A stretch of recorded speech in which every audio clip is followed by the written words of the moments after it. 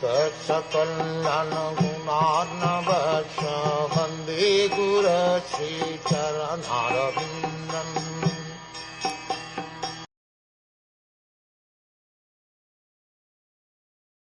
Saint Maitreya continued, "My dear Vidur, descendant of Kuru, as a herd of bulls circumambulates a central pole on their right side, all the luminaries within the universal sky unceasingly circumambulate the abode of Dhruva Maharaj with great force and speed.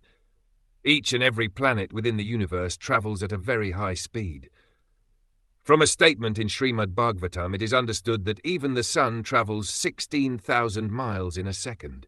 And from Brahm Samhita we understand from the shloka, Yak Kakshur Esha Savita Sakala Granam, that the sun is considered to be the eye of the Supreme Personality of Godhead Govind, and it also has a specific orbit within which it circles. Similarly, all other planets have their specific orbits. But together all of them encircle the pole star, or Dhruvloka, where Dhruva Maharaj is situated at the summit of the three worlds.